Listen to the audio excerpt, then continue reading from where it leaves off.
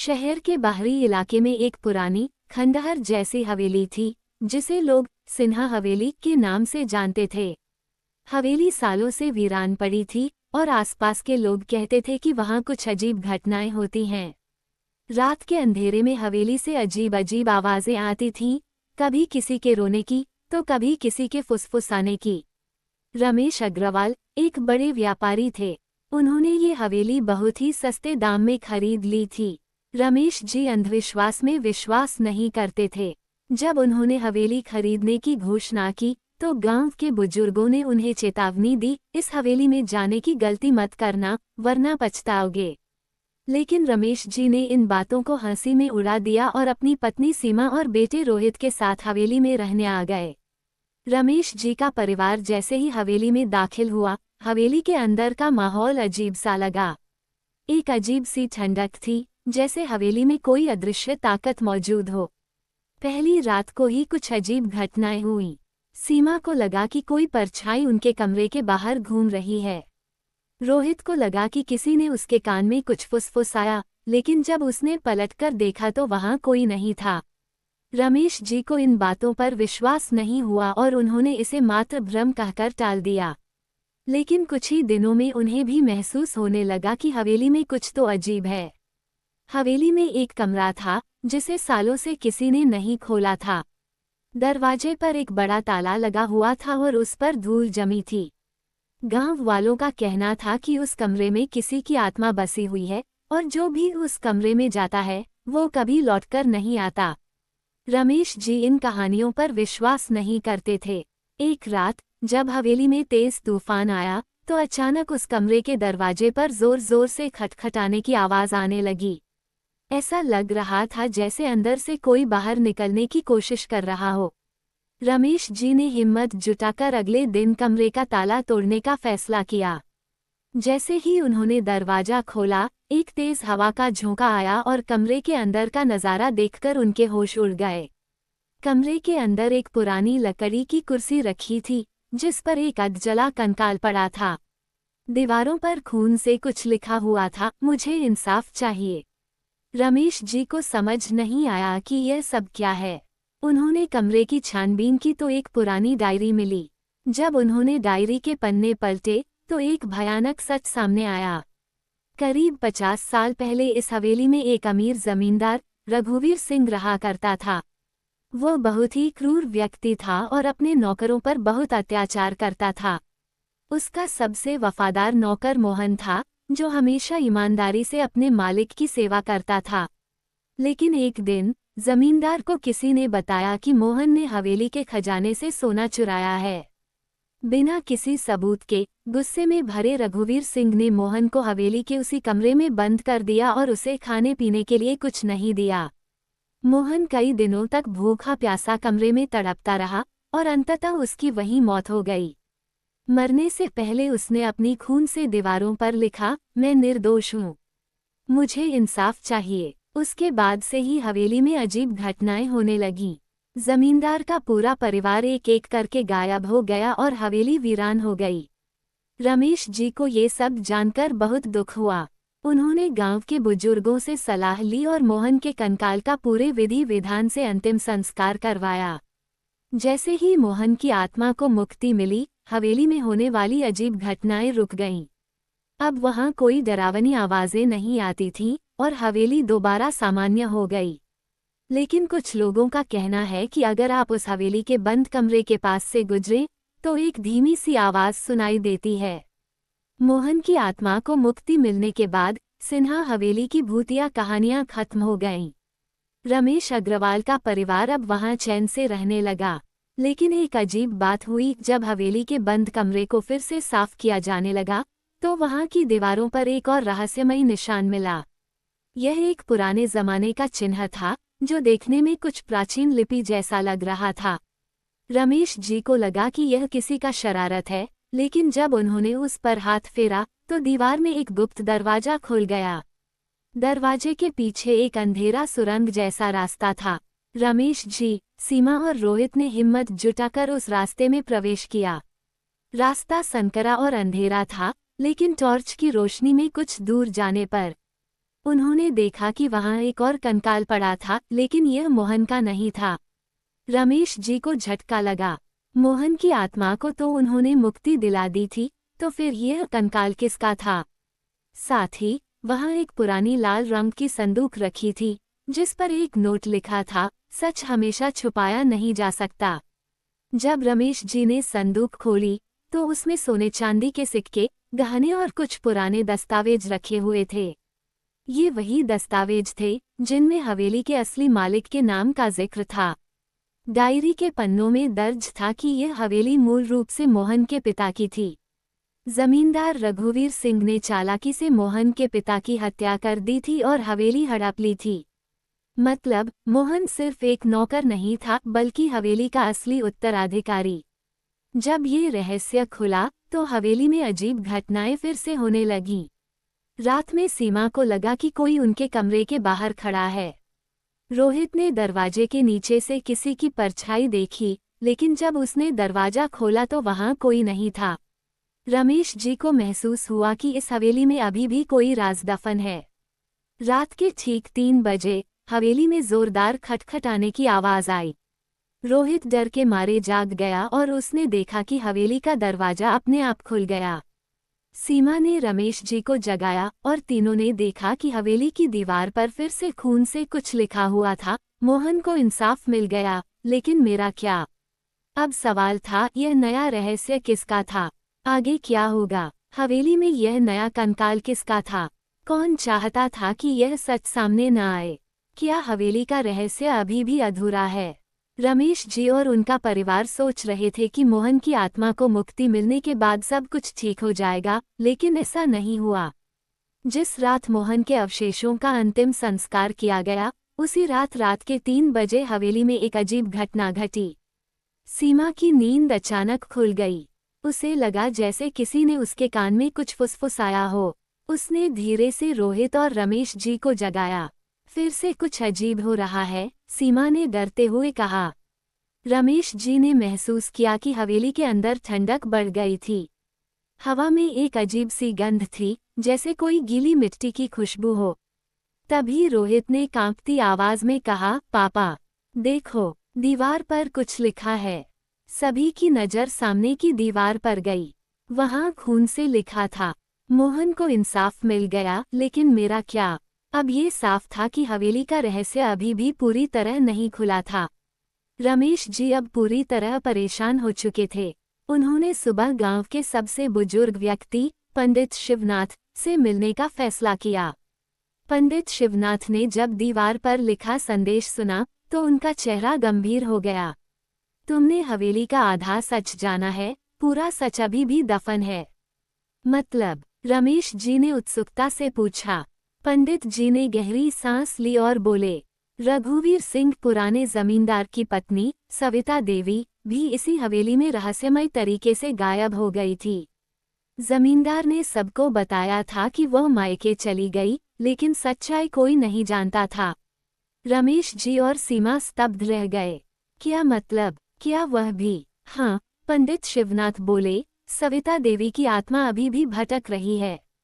रमेश जी को अब पक्का यकीन हो गया था कि हवेली के गुप्त सुरंग में कुछ और भी छुपा है। उन्होंने 2 मजदूर बुलाए और हवेली के अंदर बंद कमरे में खुदाई शुरू की। कुछ ही मिनटों में जब जमीन का ऊपरी हिस्सा हटाया गया तो सभी के पैरों तले जमीन खिसक गई। वहां एक महिला का कंकाल पड़ा था, जिसके पास कुछ गहने, चूड़ियां और बिछुए थे। सीमा ने कांपती आवाज में कहा, ये सविता देवी का कंकाल है। कंकाल के पास एक पुराना, फटा हुआ कपड़े का टुकड़ा पड़ा था, जिस पर कुछ लिखा था। रमेश जी ने उसे उठाया और पढ़ा, मैं निर्दोष हूँ। रघुवीर ने मुझे मार दिया। मैं कभी अपने बच्चों को नहीं देख पाई। मुझे इंसाफ चाहिए। उसी रात, जब परिवार सो रहा था, हवेली में एक बहुत तेज चीख गूंजी। सभी लोग उठकर भागते हुए मुख्य हॉल में आ गए। तभी अचानक हवेली की सारी लाइटें झपकने लगी और एक ठंडी हवा का झोंका पूरे हॉल में दौड़ गया। सामने दीवार पर अचानक सविता देवी की परछाई दिखने लगी। वो हवा में तैर रही थी। उसकी आंखों में आंसू थे, लेकिन उसके चेहरे पर एक गुस्से की लकीर भी थी। मेरे हत्यारे का नाम मिटाओ। मुझे शांति चाहिए। रमेश जी को अब समझ में आ गया कि उन्हें क्या करना होगा। रमेश जी ने अगले दिन पुलिस को सूचना दी और हवेली के अंदर मिली सविता देवी की हड्डियों का डीएनए टेस्ट कराया। जांच में ये साबित हो गया कि यह रघुवीर सिंह की पत्नी सविता देवी का कंकाल था और उसे इसी हवेली में मारकर दफन किया गया था। गांव के लोगों को जब ये पता चला तो उन्होंने सविता देवी के अवशेषों का विधिवत अंतिम संस्कार किया। जैसे ही चिता जली, हवेली में एक तेज रोशनी का हल्का झोंका आया और हवा में सविता देवी की परछाई उभरी। उसने धीमे से कहा, अब मुझे भी मुक्ति मिल गई, धन्यवाद। और फिर वह धीरे धीरे हवा में विलीन हो गई। इस घटना के बाद हवेली में कोई अजीब घटना नहीं हुई। रमेश जी ने तय किया कि अब इस हवेली को छोड़ देना ही बेहतर होगा। उन्होंने इसे एक अनाथालय में बदल दिया ताकि वहां अब कोई डर नहीं बल्कि सिर्फ खुशियां रहें। गांव वाले कहते हैं कि हवेली में अब शांति है, लेकिन कुछ लोगों का मानना है कि रात के सन्नाटे में कोई हल्की सी आवाज गूंजती है। धन्यवाद। सविता देवी की आत्मा को मुक्ति मिलने के बाद हवेली में कोई अजीब घटनाएं नहीं हुईं।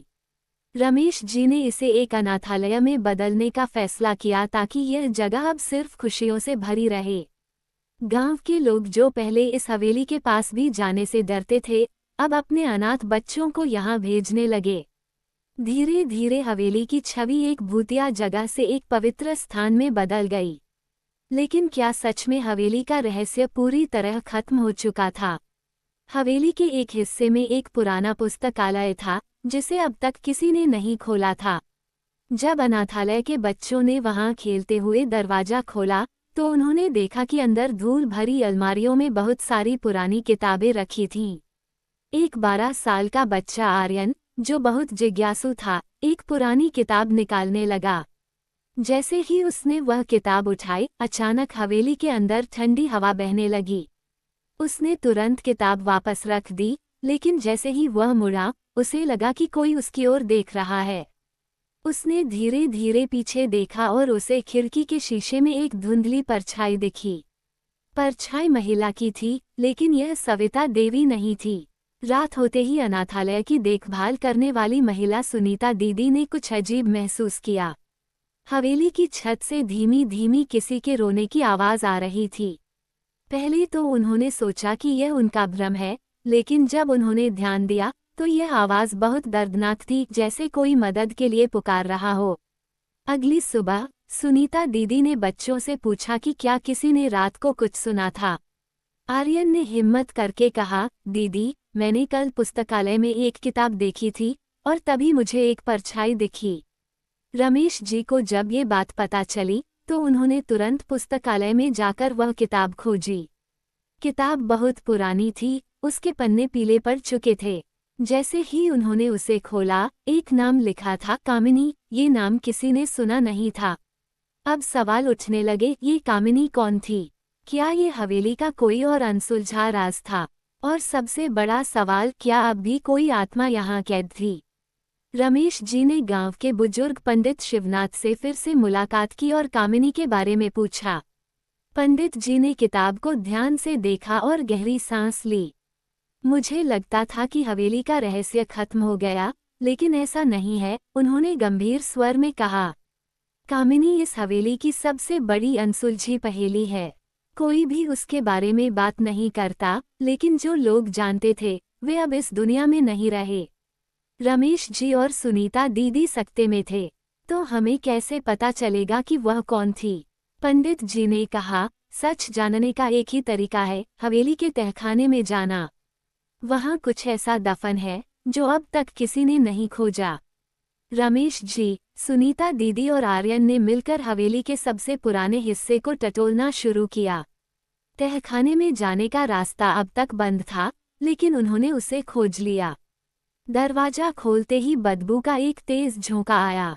ऐसा लग रहा था कि वहां कोई सालों से बंद पड़ा था। टॉर्च की रोशनी में उन्होंने देखा कि तहखाने की दीवारों पर नाखूनों से खरोंचने के निशान थे, जैसे किसी ने बाहर निकलने की बहुत कोशिश की हो। एक कोने में एक छोटा सा लकड़ी का बक्सा रखा था। जब रमेश जी ने उसे खोला तो अंदर एक चूड़ी, एक लाल रंग का दुपट्टा और एक पत्र रखा हुआ था। पत्र को धीरे धीरे खोलने पर उसमें लिखा था, मेरा नाम कामिनी है। मुझे रघुवीर सिंह ने यहाँ कैद कर दिया। मुझे इंसाफ चाहिए। रमेश जी और सुनीता दीदी का चेहरा सफेद पड़ गया। अब ये साफ हो गया था कि सविता देवी अकेली पीड़िता नहीं थी। कामिनी नाम की एक और महिला इस हवेली में दफन थी। जैसे ही रमेश जी ने वह पत्र पढ़ा, अचानक हवेली की दीवारें हिलने लगीं। खिड़कियों के कांच टकराने लगे और एक काली परछाई अचानक तहखाने की दीवार पर उभर आई। इंसाफ चाहिए। आवाज इतनी दर्दनाक थी कि सबकी रूह कांप गई। मुझे इंसाफ चाहिए। अब रमेश जी समझ चुके थे कि जब तक कामिनी को इंसाफ नहीं मिलेगा, तब तक ये हवेली पूरी तरह शांत नहीं होगी। अब रमेश जी के सामने कई सवाल थे। 1. कामिनी कौन थी? 2. उसकी मौत कैसे हुई? 3. क्या उसका कंकाल भी हवेली में ही कहीं दफन था? 4. अगर वह आत्मा अब भी भटक रही थी, तो क्या वह सभी के लिए खतरा बन सकती थी? ये राज अभी पूरी तरह खुला नहीं था, लेकिन एक बात तय थी, हवेली का असली रहस्य अब सामने आने वाला था। क्या रमेश जी इस नए रहस्य को सुलझा पाएंगे? क्या कामिनी की आत्मा शांत होगी, या हवेली का अतीत एक बार फिर नया खौफ लेकर आएगा? कामिनी का नाम सामने आने के बाद रमेश जी और अनाथालय के लोग बेचैन हो गए थे। उन्होंने सोचा था कि हवेली अब पूरी तरह शांत हो चुकी है, लेकिन कामिनी की आत्मा की चीखें बताती थीं कि अभी भी कुछ अनसुलझा रह गया है। हर रात 3 बजे हवेली के पुराने हिस्से से किसी के कराहने और दरवाजे खटखटाने की आवाजें आती थीं। अनाथालय के बच्चे अब डरने लगे थे। सुनीता दीदी ने भी कुछ अजीब अनुभव किए। कभी उसे ऐसा लगता कि कोई उसके कंधे पर हाथ रख रहा है, तो कभी अंधेरे में कोई परछाई हिलती हुई दिखती। रमेश जी को अब पक्का यकीन हो गया था कि जब तक कामिनी को इंसाफ नहीं मिलेगा, तब तक ये सिलसिला नहीं रुकेगा। लेकिन सबसे बड़ा सवाल था, कामिनी आखिर थी कौन? रमेश जी ने दोबारा पंडित शिवनाथ से मिलने का फैसला किया। जब उन्होंने पंडित जी को तहखाने में मिला पत्र दिखाया, तो पंडित जी के चेहरे का रंग उड़ गया। उन्होंने कांपती आवाज में कहा, अब सच छुपाया नहीं जा सकता। कामिनी का राज खुलने का समय आ गया है। पंडित जी, कृपया हमें बताइए कि कामिनी कौन थी? पंडित जी ने गहरी सांस ली और बोले, कामिनी जमींदार रघुवीर सिंह की पहली पत्नी थी। रमेश जी और सुनीता दीदी आश्चर्य से सन रह गए। पहली पत्नी? हाँ, पंडित जी बोले, लेकिन गांव में किसी को नहीं बताया गया था। रघुवीर सिंह ने कामिनी से गुपचुप शादी की थी, लेकिन जब उसे लगा कि वो कामिनी से ऊब गया है और किसी और से शादी करना चाहता है, तो उसने कामिनी को हवेली के तहखाने में जिंदा दफना दिया। रघुवीर सिंह ने फिर दूसरी शादी सविता देवी से की, लेकिन उसके अपराधों का सिलसिला यहीं खत्म नहीं हुआ। बाद में सविता देवी भी उसकी क्रूरता का शिकार बनी और मारी गई। अब ये साफ हो गया था कि हवेली सिर्फ एक नहीं, बल्कि 2 निर्दोष महिलाओं की हत्या की गवाह थी। सच्चाई सामने आने के बाद हवेली में भूतिया घटनाएं और बढ़ गईं। उस रात जैसे ही घड़ी ने 3 बजाए, हवेली की बत्तियां अपने आप बुझने लगीं। रमेश जी और सुनीता दीदी जब बाहर आए, तो उन्होंने देखा कि हवेली के दरवाजे अपने आप खुलने लगे। अचानक एक बहुत तेज आवाज आई, मुझे इंसाफ चाहिए। छत से उतरती हुई एक भयावह छाया दिखी। ये कामिनी की आत्मा थी। उसकी आंखों से आग की लपटें उठ रही थीं और उसकी आवाज पूरे हवेली में गूंज रही थी। मुझे न्याय चाहिए। रमेश जी समझ गए कि अब कामिनी के अवशेषों को ढूंढना होगा। वे कुछ मजदूरों के साथ तहखाने में पहुंचे और वहां की दीवारों को ध्यान से देखा। तभी एक दीवार पर पुराने खून के निशान दिखे। जैसे ही मजदूरों ने वहां खुदाई शुरू की, उन्हें एक और कंकाल मिला। ये कंकाल कामिनी का था। उसके पास उसकी शादी की एक टूटी हुई चूड़ी और एक पुराना दुपट्टा पड़ा था। रमेश जी की आंखें भर आईं। इतने वर्षों तक कामिनी इस अंधेरे तहखाने में कैद रही और कोई उसकी सच्चाई नहीं जान पाया। रमेश जी ने गांव के बुजुर्गों और पुलिस को बुलाया। कामिनी के कंकाल का विधिवत अंतिम संस्कार किया गया। जब चिता जली, तो आसमान में काले बादल छा गए और हवेली में एक अजीब सी शांति छा गई। अचानक सभी ने देखा कि हवेली के दरवाजे पर एक हल्की सी रोशनी उभरी। वह कामिनी की आत्मा थी। उसकी आंखों में अब कोई गुस्सा नहीं था, बस शांति थी। वह धीरे धीरे ऊपर उठी और कहने लगी, अब मुझे इंसाफ मिल गया, धन्यवाद। और फिर वह धुएं की तरह हवा में विलीन हो गई। अब हवेली पूरी तरह शांत हो चुकी थी। कोई भी अजीब घटना नहीं हुई। रमेश जी ने तय किया कि यह जगह अब किसी और के लिए डर का कारण नहीं बनेगी। उन्होंने हवेली को एक आश्रम में बदल दिया। कामिनी और सविता देवी की आत्माओं को मुक्ति मिलने के बाद हवेली अब एक आश्रम में बदल गई थी। रमेश जी और सुनीता दीदी ने ये सुनिश्चित किया कि अब यहाँ सिर्फ शांति और प्रेम का माहौल रहे। अनाथालय के बच्चों को यहाँ पढ़ाई और अच्छी देखभाल मिल रही थी। गांव के लोग, जो कभी इस हवेली से डरते थे, अब बिना झिझक यहाँ आने लगे। लेकिन क्या ये सच में इस हवेली का अंत था, या कोई राज अभी भी दफन था? सब कुछ ठीक चल रहा था, लेकिन एक दिन एक अजीब घटना घटी। अनाथालय में रहने वाला 10 साल का एक लड़का, अयान, अचानक रात में चिल्लाने लगा। जब सुनीता दीदी ने उसे उठाया तो वह बुरी तरह कांप रहा था। क्या हुआ बेटा? अयान ने डरते हुए कहा। मैंने एक औरत को देखा, वह रो रही थी। उसने कहा कि वह अभी भी यहाँ कैद है। सब सोच रहे थे कि शायद ये बस एक सपना था, लेकिन अयान की आंखों में जो डर था वह कुछ और ही कह रहा था। अभी सबको लगा था कि हवेली में अब कोई आत्मा नहीं है, लेकिन अगर अयान सच कह रहा था तो ये कौन हो सकता था? अयान की बात सुनकर रमेश जी और सुनीता दीदी को झटका लगा। वे तुरंत हवेली के तहखाने में गए, जहां पहले कामिनी का कंकाल मिला था। यहाँ सब कुछ सामान्य लग रहा था, लेकिन जैसे ही रमेश जी ने ध्यान से दीवारों को देखा, उन्हें वहां एक और पुराना दरवाजा नजर आया। ये दरवाजा पहले कभी नहीं दिखा था। उन्होंने मजदूरों को बुलाया और दरवाजा तोड़ने को कहा। दरवाजा खुलते ही सभी की सांसें थम गईं। अंदर एक छोटा सा कमरा था और वहां एक और कंकाल पड़ा था। इसके पास एक पुरानी चिट्ठी और एक टूटा हुआ पायल रखा था। रमेश जी ने कांपते हाथों से चिट्ठी उठाई और पढ़ी। मुझे यहाँ बंद कर दिया गया है। मैं निर्दोष हूँ। अगर कोई यह चिट्ठी पढ़ रहा है तो मुझे इंसाफ दिलवाए। मेरा नाम, लेकिन नाम की जगह खून के धब्बे थे। अब सबसे बड़ा सवाल था, ये तीसरी आत्मा कौन थी? अब रमेश जी ने फिर से गांव के बुजुर्गों से मिलने का फैसला किया। जब उन्होंने गांव के सबसे बूढ़े व्यक्ति 84 साल के हरिराम बाबा से यह चिट्ठी दिखाई तो उनका चेहरा घबरा गया। नहीं, ये सच नहीं हो सकता। ये नाम दोबारा सामने नहीं आ सकता। कौन था यह व्यक्ति? बाबा। हरिराम बाबा ने गहरी सांस ली और बोले, यह जमींदार रघुवीर सिंह की नौकरानी थी, जिसका नाम रुक्मिनी था। रुक्मिनी? हाँ, उसे कामिनी और सविता देवी के राज पता थे। जब उसने रघुवीर सिंह से उन्हें बचाने की कोशिश की तो जमींदार ने उसे भी तहखाने में बंद कर दिया और फिर कभी बाहर नहीं निकलने दिया। रमेश जी के रोंगटे खड़े हो गए। इसका मतलब हवेली में सिर्फ 2 नहीं, बल्कि 3 हत्याएं हुई थीं।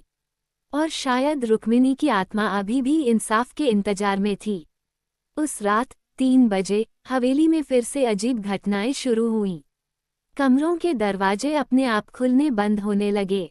अचानक अयान की चीख गूंजी, वो आ रही है। सभी लोग उसके कमरे की ओर भागे। कमरे की खिड़की पर एक धुंधली परछाई दिख रही थी।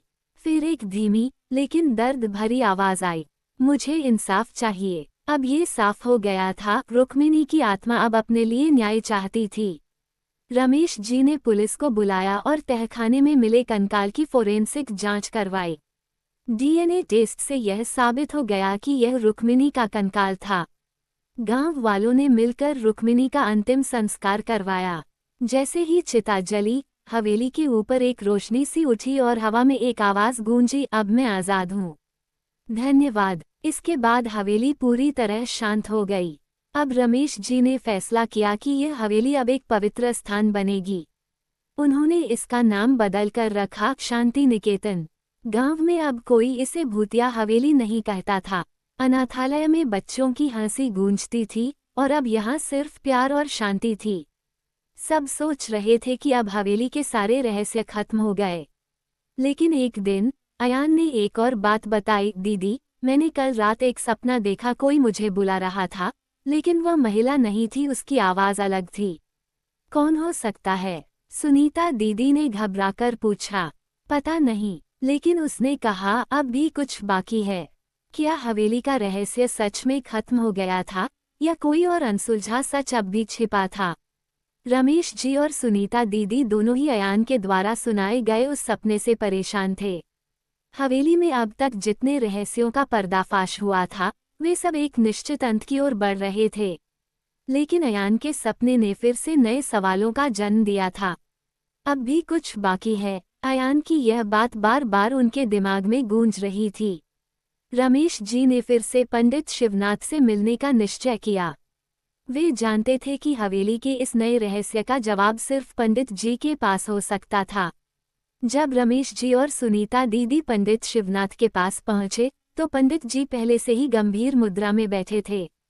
कहाँ जा रहे हो तुम? पंडित जी ने बिना किसी औपचारिकता के पूछा। हम आपको हवेली में हाल की घटनाओं के बारे में बताने आए हैं, पंडित जी। अयान ने एक सपना देखा था और उसमें उसने कहा कि अब भी कुछ बाकी है। पंडित जी की आंखें गहरी चिंता में डूब गईं। ये कुछ और नहीं बल्कि एक और आत्मा का संकेत है। क्या मतलब? सुनीता दीदी ने पूछा। हवेली में जितने भी रहस्य थे वे सभी खत्म नहीं हुए। तुम्हें पता है कि रघुवीर सिंह की तरह और भी कई ऐसे जमींदार थे जिन्होंने अपने राज छुपाए थे, और जिस महिला ने अयान को बुलाया वह कोई और नहीं बल्कि रघुवीर सिंह की दूसरी पत्नी थी। रमेश जी और सुनीता दीदी हैरान रह गए। रघुवीर सिंह की दूसरी पत्नी? हाँ, पंडित जी ने कहा, उसका नाम था धन्यवती और वह एक बहुत खतरनाक महिला थी। रघुवीर सिंह ने उससे शादी करने के बाद उसके साथ बहुत बुरा व्यवहार किया था। उसे भी हवेली में बंद किया गया था, लेकिन उसके बाद किसी ने उसके बारे में कोई बात नहीं की। ये सुनकर रमेश जी के रोंगटे खड़े हो गए। क्या रघुवीर सिंह ने सचमुच धन्यवती को भी हवेली में कैद किया था? रमेश जी और सुनीता दीदी ने पंडित जी से सुनी जानकारी के बाद हवेली के पुराने हिस्से की गहरी छानबीन करने का फैसला किया। वे फिर से तहखाने में गए जहां पहले कामिनी और रुक्मिणी के कंकाल मिले थे। इस बार उन्होंने एक अलग दिशा में खुदाई करना शुरू किया। कुछ देर बाद उन्होंने एक और पुराना दरवाजा पाया जो पहले कभी नजर नहीं आया था। दरवाजा खोलते ही एक अजीब सी गंध आई, जैसे वहां सदियों से कोई बंद पड़ा हो। रमेश जी और सुनीता दीदी ने डरते डरते उस कमरे में कदम रखा। कमरे के बीचों बीच एक पुरानी चारपाई रखी थी और उसके पास धन्यवती की हड्डियां पड़ी थीं। उनकी आंखों में एक घना अंधेरा था, जैसे वे किसी को देख रही हों। लेकिन सबसे अजीब बात ये थी कि चारपाई के नीचे एक कागज का टुकड़ा रखा था जिस पर लिखा था, मुझे नहीं मरने दिया गया।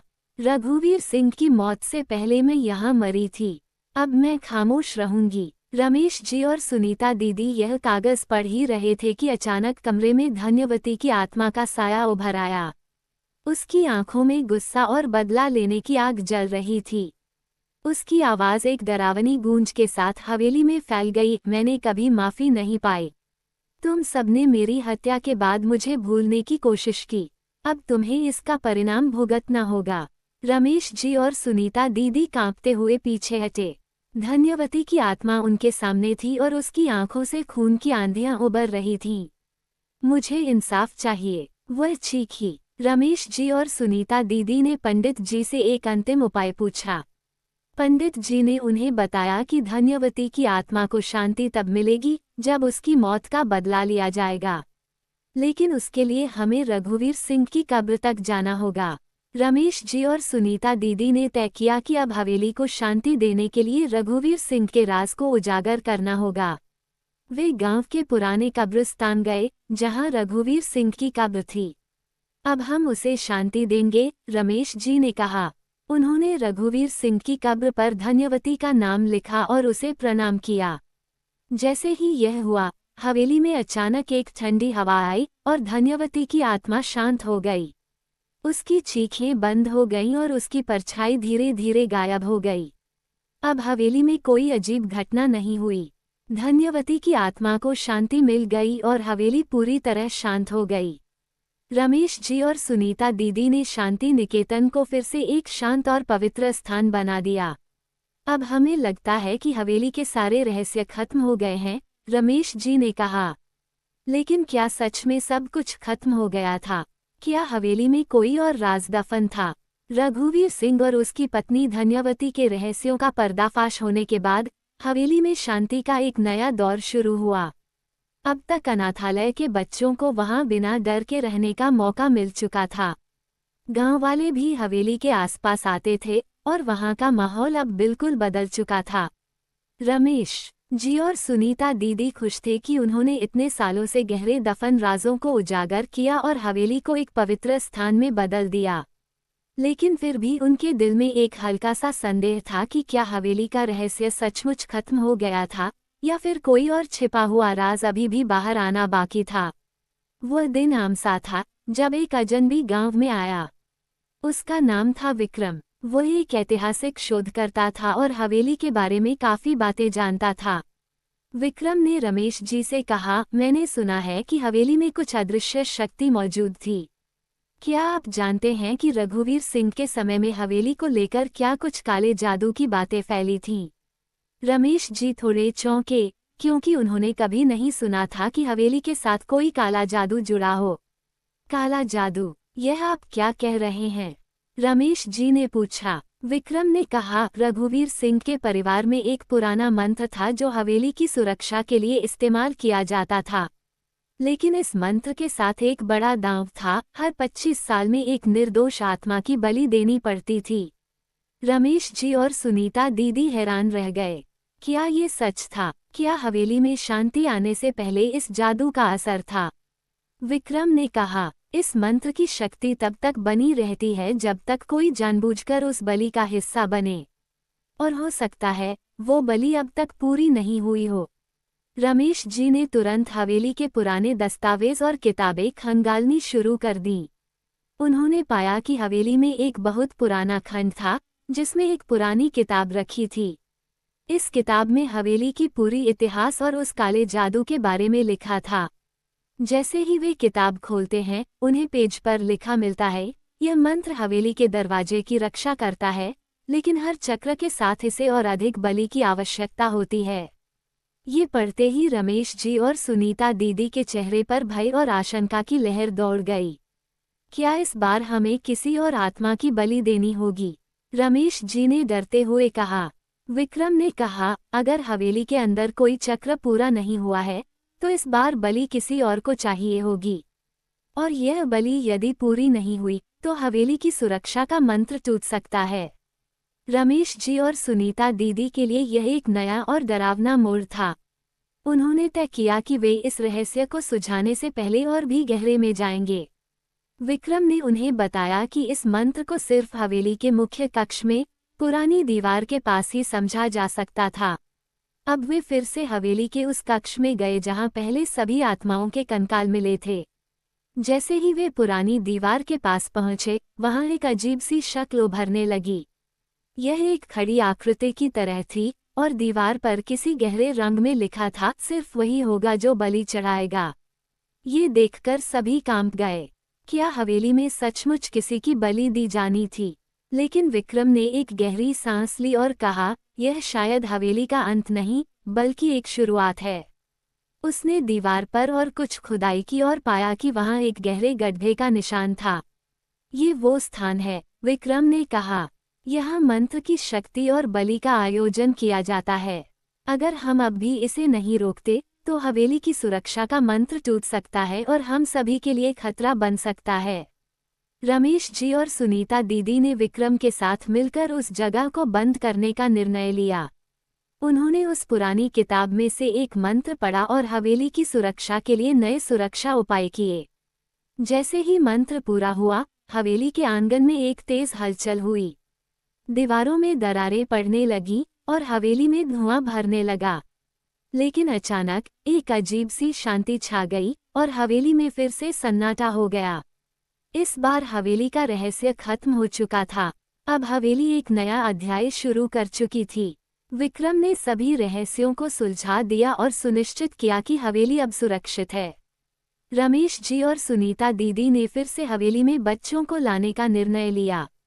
उन्होंने अब इसे एक शिक्षा और समृद्धि का स्थान बनाने की योजना बनाई। गांव वालों ने भी हवेली को एक नया नाम दिया, ज्ञान मंदिर, क्योंकि अब ये शांति, ज्ञान और समृद्धि का केंद्र बन चुकी थी। यहाँ का वातावरण अब हमेशा के लिए बदल चुका था, अब कोई भय, कोई अंधेरा नहीं था।